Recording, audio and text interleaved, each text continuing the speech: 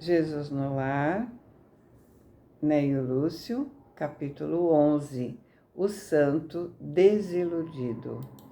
No lar humilde de Cafarnaum, a conversa se inclinou para os assuntos referentes à devoção, quando o mestre narrou com significativos tom de voz. Um venerado devoto retirou-se em definitivo para uma gruta isolada em plena floresta, a pretexto de servir a Deus. Ali vivia, entre orações e pensamentos que julgava irrepreensíveis, e o povo, crendo tratar-se de um santo Messias, passou a referenciá-lo com intraduzível respeito. Se alguém pretendia efetuar qualquer negócio do mundo, dava-se pressa em buscar o seu parecer. Fascinado pela consideração alheia, o crente, estagnado na adoração sem trabalho, supunha dever situar toda a gente em seu modo de ser, com a respeitável desculpa de conquistar o paraíso. Então, aqui nós temos um homem que faz uma escolha pessoal, que é adorar a Deus em isolamento. Nada errado em fazermos uma escolha. O problema é passar da medida no enfoque da nossa escolha. Não pode faltar dinâmica. Nosso personagem se afastou muito da dinâmica da vida, afastando-se da convivência, se isolando, e com a admiração dos outros, ele começou a achar que estava no caminho certo e queria que todos fizessem o mesmo. Quando ele entra no processo de ir montando essa imagem de si mesmo, com a admiração dos outros, a vaidade aflora. Aí ele passa a admirar o seu modo de ser e se convence que os outros devem ser iguais a ele, ou seja, devem levar a vida como ele leva, que, em seu ponto de vista, é a forma correta. E ele quer para o outro aquilo que ele quer para ele mesmo, correto. O problema é se o modo de ser é correto. Como disse Jesus, é muito fácil ser santo longe dos pecadores.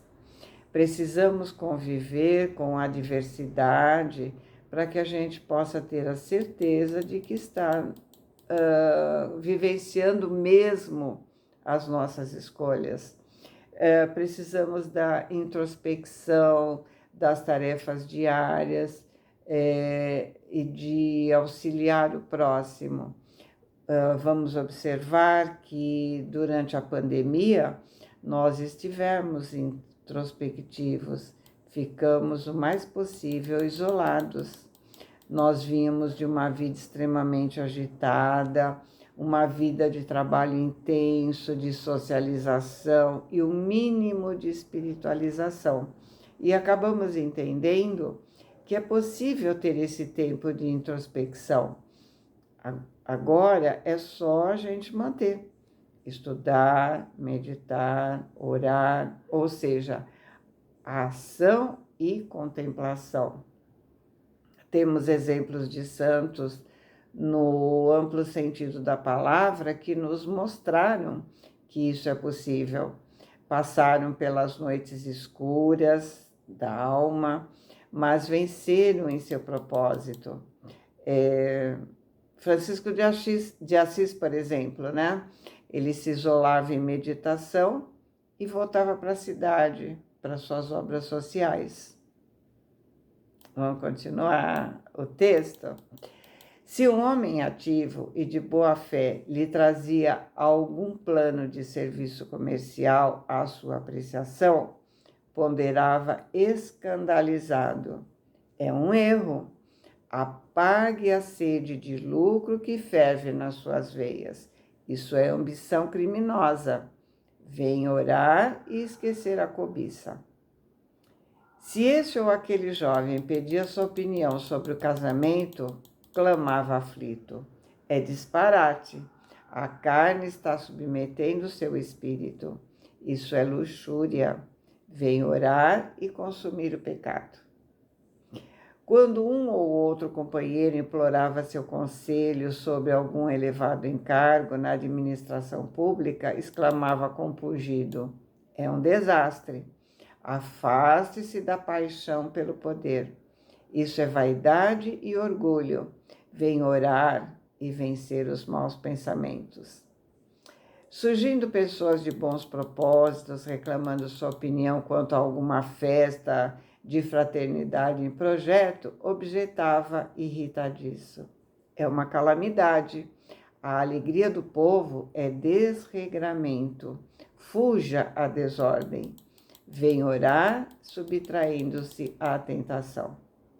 E assim, cada consulente, em vista da imensa autoridade que o santo desfrutava, se entristecia de modo irremediável e passava a partilhar os seus ossos na solidão, em absoluta paralisia da alma. Ou seja, nada de mal em chamar a pessoa para orar, buscar ligação com o divino. O problema é que, de certa forma, ele impunha um único modo de servir a Deus e a fuga do que ele considera assuntos mundanos. Mas o tempo que tudo transforma trouxe ao preguiçoso adorador a morte do corpo físico. Todos os seus seguidores o julgaram arrebatado ao céu e ele mesmo acreditou que do sepulcro seguiria direto ao paraíso. Porém, com inexcedível assombro, foi conduzido por forças das trevas a terrível purgatório de assassinos. Em pranto desesperado, perguntou, à vista de semelhante e inesperada aflição, dos motivos que haviam levado seu espírito em tão pavoroso e infernal torvelinho, sendo esclarecido que, se não foi homicida comum na terra, era ali identificado como matador da coragem e da esperança em centenas de irmãos em humanidade. Então, na verdade, desanimar os outros é ser um assassino de sonhos, um assassino de coragem alheia, um assassino de esperança do seu próximo, porque ao invés de inspirar o bom ânimo, ele induzia a partilhar os seus ossos na solidão, em absoluta paralisia da alma.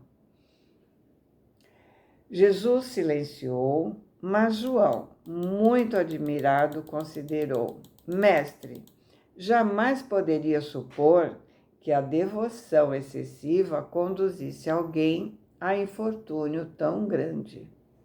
E aqui nós vemos, que o discípulo, no caso João, fica estarrecido porque ele jamais poderia supor que a devoção excessiva pudesse conduzir alguém ao infortúnio, Porém, o Cristo respondeu imperturbável: plantemos a crença e a confiança entre os homens, entendendo, entretanto, que cada criatura tem o caminho que lhe é próprio.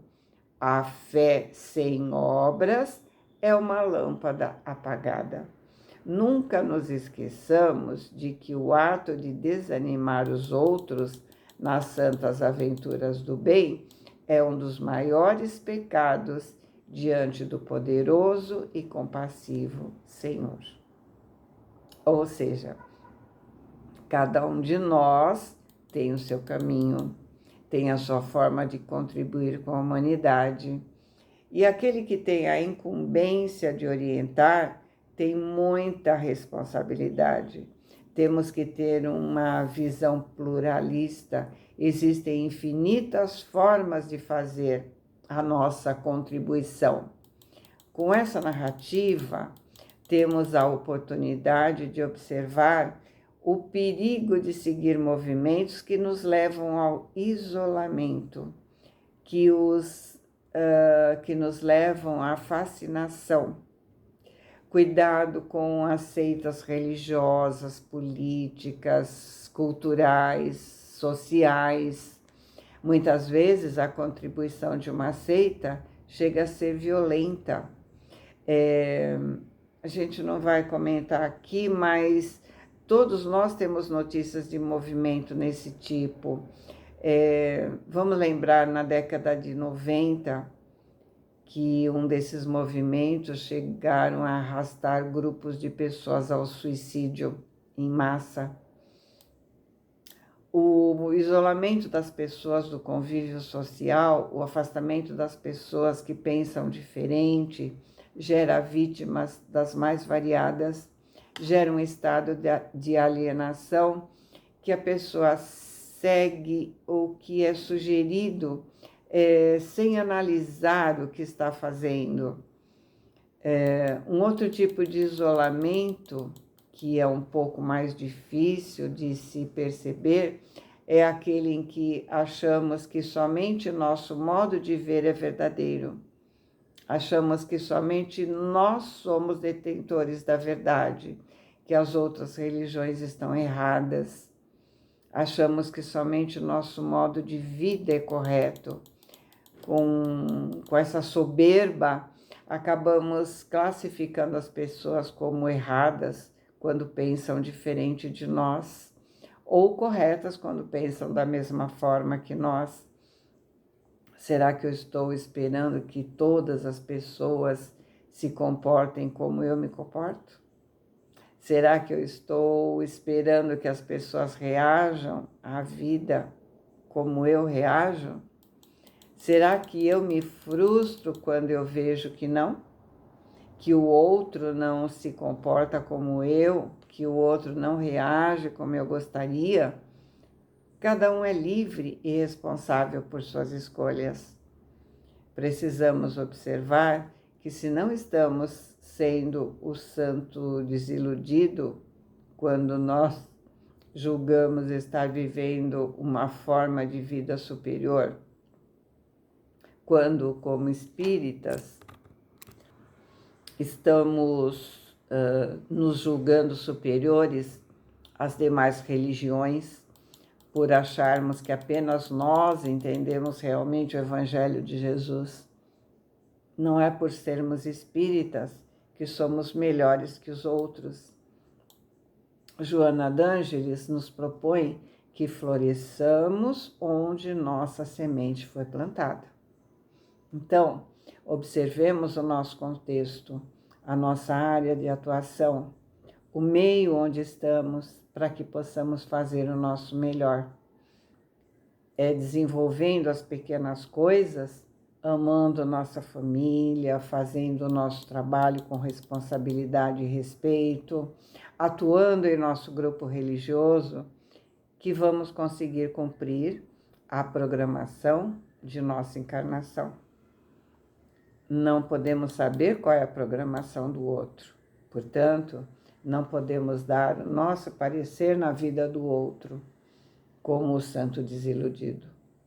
Devemos sim, e é um isolamento saudável, termos um isolamento pessoal de alguns dias para descanso de férias, de algumas horas ao dia para nosso estudo, de alguns minutos para refletirmos sobre o que nós fizemos, para o famoso orai e vigiai, vigiai a nós e não ao outro. Mas a vida exige obras. Fiquem com Deus, boa semana, amo vocês.